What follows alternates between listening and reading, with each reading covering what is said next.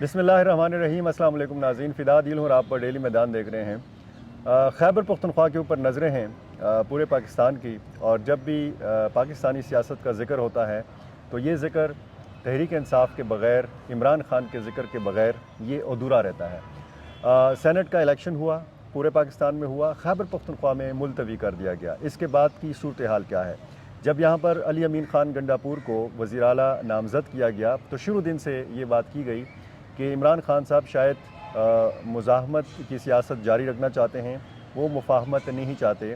تو اس کے بعد ہم نے پھر دیکھا کہ علی امین خان گنڈاپور منتخب ہو گئے وزیر اعلیٰ، اور اس کے بعد ابتدائی کچھ تقریروں اور میڈیا ٹاک میں یہ تاثر ابھرا کہ بہت زیادہ مسائل ہوں گے خیبر پختونخوا اور وفاق کے بیچ میں، اور پھر بعد میں ہم نے دیکھا کہ انتہائی خوشگوار ملاقاتیں ہوئیں۔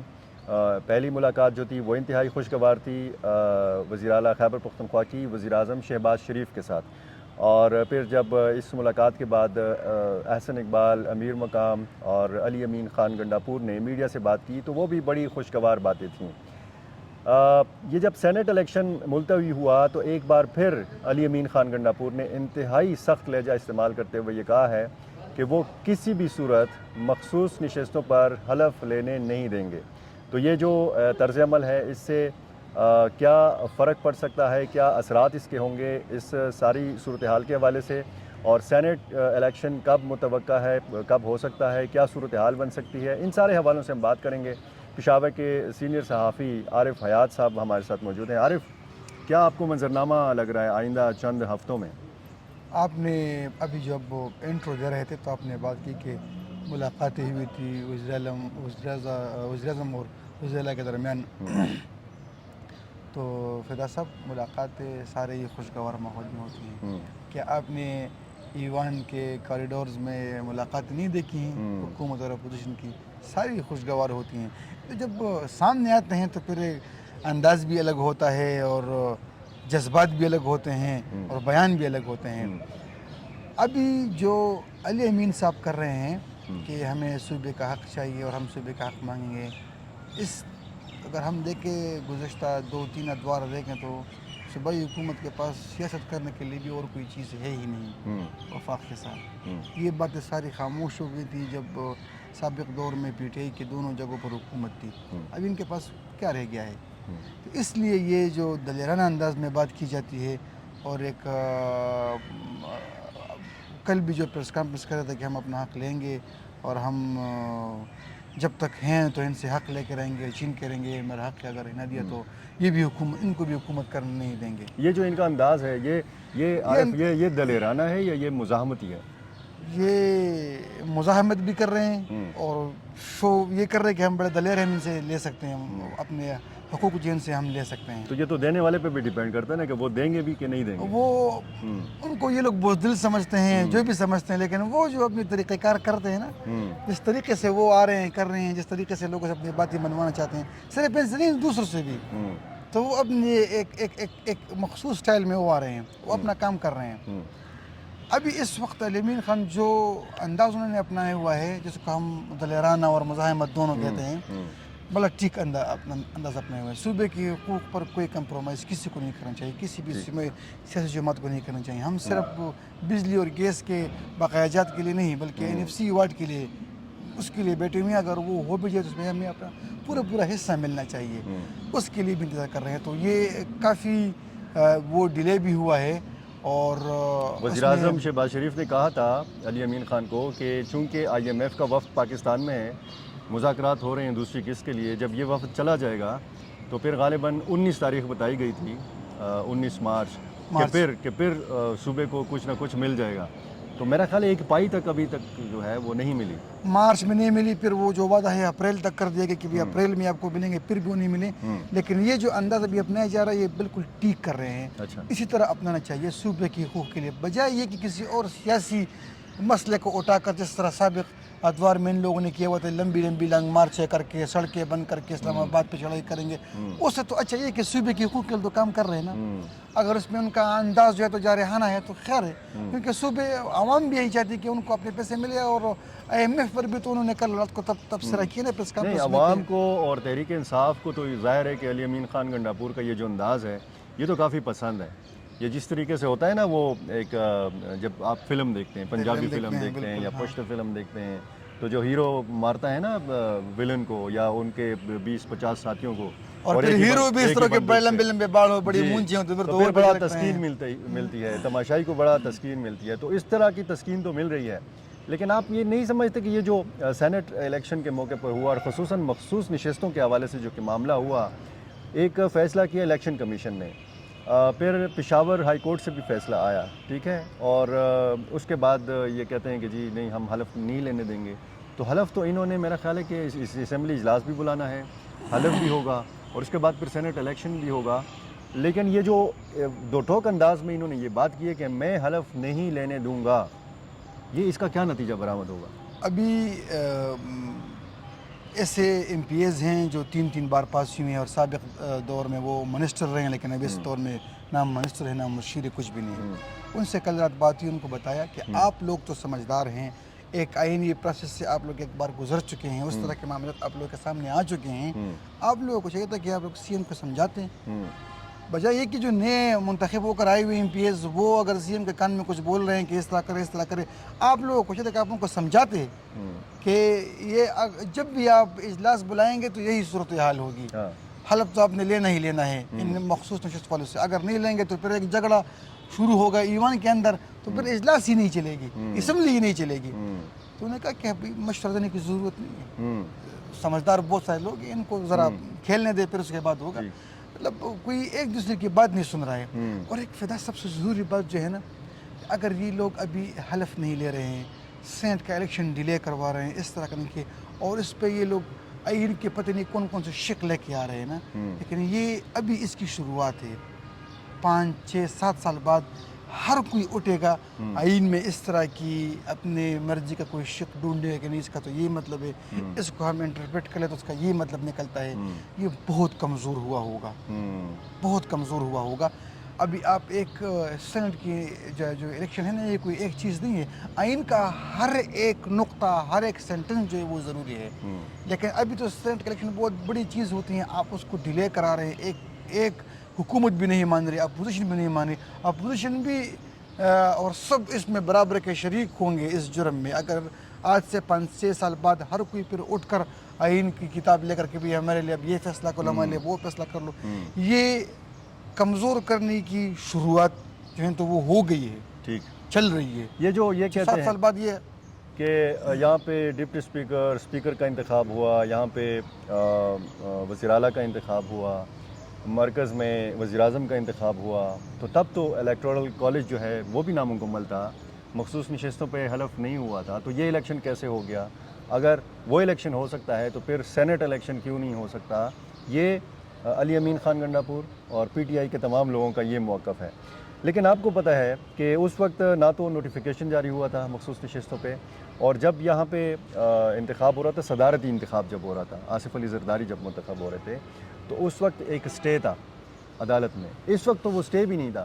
تو آپ نہیں سمجھتے کہ ایک قانونی اور آئینی معاملہ جو ہے اس کو ایک سیاسی حربے کے طور پر استعمال کیا جا رہا ہے؟ سیاسی حربے کے طور پر تو دیکھیں, پیر کے دن ہمارے اسپیکر صاحب جو ہے وہ گئے ہوئے ہائی کورٹ میں, اس بات کی اوپینین لینے گئے ہوئے ہیں کہ کورٹ نے کہا تھا کہ آپ لوگ اجلاس بلائیں 2 تاریخ سے پہلے. اب 2 تاریخ کو تو اسمبلی میں الیکشن ہیں, لیکن جو ہدایت دی گئی ہیں کورٹ کی طرف سے ہمیں وہ ملی نہیں ہے ابھی تک. اچھا, تحریری طور پہ ملی نہیں ہے, تو ہم اس لیے دوبارہ کورٹ آئی میں کہ اب کیا کریں, 2 تاریخ میں تو ہیں. اور اسپیکر کہتے ہیں کہ صرف ایک صورت میں مجاز ہوں کہ میں اسمبلی کا اجلاس بلاؤں, کہ جب ریکوزیشن آئے اپوزیشن کی طرف سے اور اپوزیشن کے پاس وہ مطلوبہ تعداد نہیں ہے, اور کوئی دوسری صورت نہیں ہے, نہ حکومت نے کہا ہے, نہ کوئی ایڈوائس کی ہے, نہ کوئی گورنر کا فرمان اس حوالے سے آیا, اور وہ فرمان جو ایک آیا تھا وہ بھی شاید غیر قانونی تھا.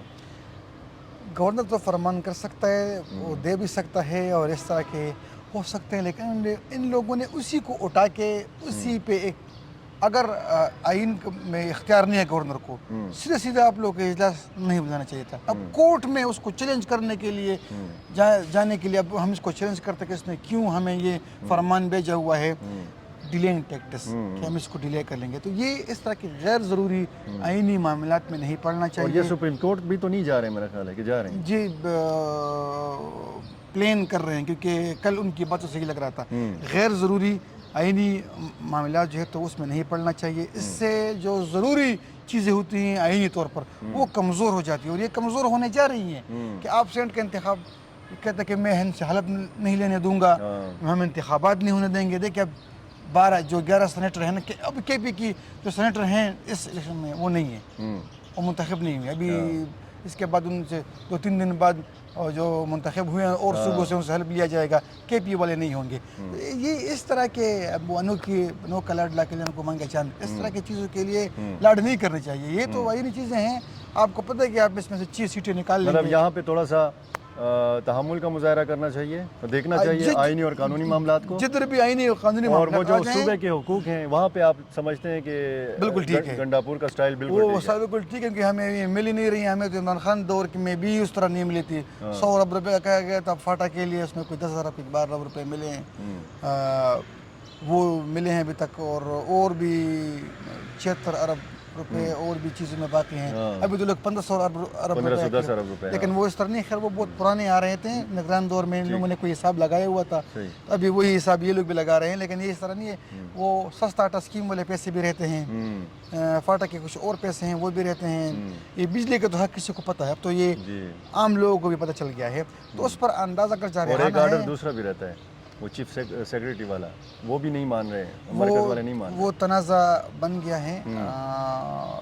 لیٹ یہ ساری چیزیں ہوں گی، اور اس سے پتہ ہے کیا مسئلہ بنتا ہے کہ جو ہماری بیوروکریسی ہوتی ہیں سرکاری افسران، وہ کہتے ہیں کہ ابھی چیف سیکریٹری چینج ہونے والا ہے تو کوئی نیا آئے گا، پھر ایک نئی چیز ہوگی، پھر اس طرح کے کام نہیں ہوتے ہیں. سارا کام ٹپ پڑا ہوا ہے، ٹپ پڑ جاتا ہے. اور یہ پتہ بھی نہیں ہے کہ چیف سیکریٹری کون آئے گا، کون آئے گا. کام گنڈاپور کی خواہش پہ آئے گا کہ ہاں. اور ابھی سے میں دیکھ رہا ہوں کہ ابھی سے ایک لابنگ بھی شروع ہو گئی ہے. کوئی کہتا ہے کہ نام تو آپ بھی جانتے کہ وہ اگر آ گئے تو ہماری لابی ادھر مضبوط ہوگی. اس نے دوسری لابی شروع کر دی ہے. اور ان تینوں میں کون سا چیف سیکریٹری آ رہا ہے یہ ان تینوں کا بھی پتہ نہیں ہے. لیکن ان تینوں کے ساتھ تمام ہمارے بیوروکریسی نے رابطے شروع کر دیے. ایسے رابطے شروع کر دیے کہ افطار ڈنر اور یہ اور وہ تینوں بیچارے بھی پاگل ہو گئے ہیں. اس طرح کے علیمین خان صاحب کے جو والد فوت ہو گئے تھے جب سی ایم اناؤنس ہو گئے تو ہاں لوگوں نے بالکل اس طرح کیا ہوا تھا کہ پاگل کیا ہوا تھا. یہ اگر مرکز سے بالکل معاملات مزید خراب ہو جاتے ہیں خدا نخواستہ، اور وہاں سے ایک ٹیڑی پیسہ بھی نہیں ملتا، تو کیا صوبہ اس قابل ہے کہ علی امین خان گنڈاپور ان سارے معاملات کو چلا سکیں؟ دیکھیے صوبے کے پاس پیسے ہوتے ہیں، بہت کوشن ہوتا ہے. بجٹ یہ لوگ پاس کر بھی دے تو بہت سارے پیسے صوبے کے پاس ہوتے ہیں. یہ بجٹ میں بہت زیادہ اسپیس ان لوگوں نے دی ہوتی ہیں، بڑے سارے فنڈ ان کے پاس ہوتے ہیں.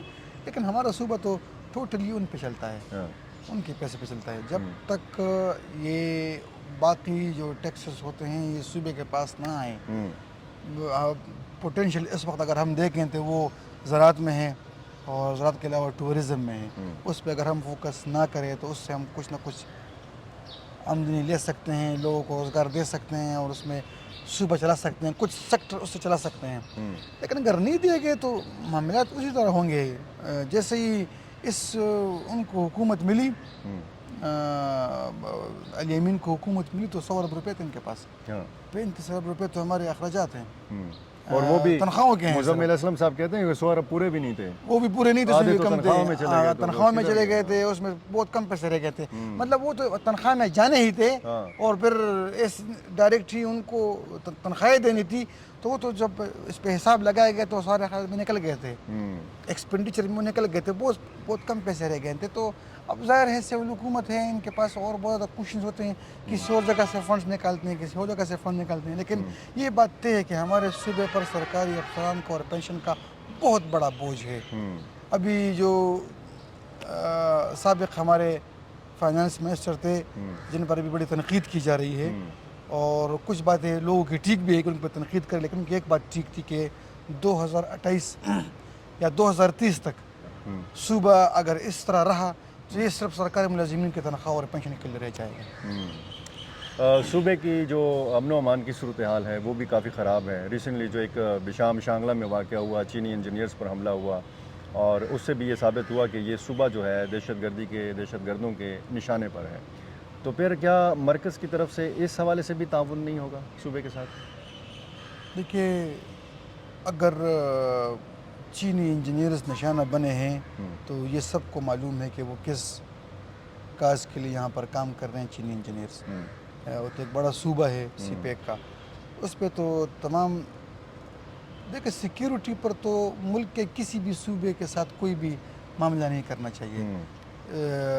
یہ لوگ اس پاکستان کے ہیں اور پاکستانی لوگوں کا ہے, تو یہ اگر وفاقی حکومت سیکیورٹی کے معاملات میں, ہاں یہ بات علی امین خان نے کل تسلیم بھی کی تھی کہ مان لی تھی یہ بات کہ وفاق سے میری بات ہو چکی ہے اور وہ سیکیورٹی میں اور پولیس کے لیے مجھے فنڈز دے رہا ہے, سب کچھ دیا ہوا ہے, باقی کچھ تو جاری کیے ہوئے بھی ہیں اور ہم اس کے لیے جو مختلف منصوبے پولیس کے لیے بھی ہیں نا اس میں ہم کام کر رہے ہیں. مطلب وہ ان چیزوں میں سیریس ہے سیکیورٹی میں. کچھ دن قبل وزیر داخلہ بھی آئے ہوئے تھے اور ایک ان ایکسپیکٹڈ طور پر وہ سی ایم ہاؤس بھی چلے گئے, ان سے مل بھی لیے. ہاں کیونکہ انہوں نے کہا کہ بھئی یہ تو سیکیورٹی پر کوئی بات نہیں کرنی چاہیے. دیکھیں عارف, یہ جب حملہ ہوتا ہے نا تو پھر یہ نہیں کہا جاتا بیرونی طور پر کہ فلاں صوبے میں ہوا ہے, فلاں ضلع میں وہ ہوا ہے, وہ کہتے ہیں پاکستان میں حملہ ہوا ہے. تو ظاہر ہے خیبر پختونخوا پاکستان کا حصہ ہے, اور جس طریقے سے چین کے انجینئرز کو نشانہ بنایا گیا, تو چین نے بھی ہمیشہ جب اس معاملے پہ بات کی ہے تو اس نے پاکستان کا ذکر کیا ہے, اس نے خیبر پختونخوا کے حوالے سے نہیں کہا کہ جی صرف یہاں پہ صورتحال ہے. بہت شکریہ عارف حیات آپ کا. ناظرین اب دیکھتے ہیں مستقبل میں آنے والے دنوں میں کیا صورتحال بنتی ہے. خیبر پختونخوا اسمبلی کا اجلاس کیسے کب بلایا جائے گا, سینٹ الیکشن جو ملتوی ہوا ہے وہ ہوگا نہیں ہوگا, کیسے ہوگا, کس صورت میں ہوگا, یہ جو بات چیت کا سلسلہ ہے یا جو دھمکیوں کا سلسلہ ہے یہ کیا رنگ لائے گا, کیا وفاق اور صوبے کے مابین جو معاملات ہیں یہ درست انداز میں چلنا شروع ہوں گے یا نہیں ہوں گے. بہت سارے سوالات ہیں اور بہت سارے سوالات کا جواب لینے کے لیے ہمیں انتظار کرنا پڑے گا, کیونکہ کہتے ہیں کہ بہت ساری چیزوں کا جو فیصلہ ہے وہ وقت کرتا ہے. بہت شکریہ.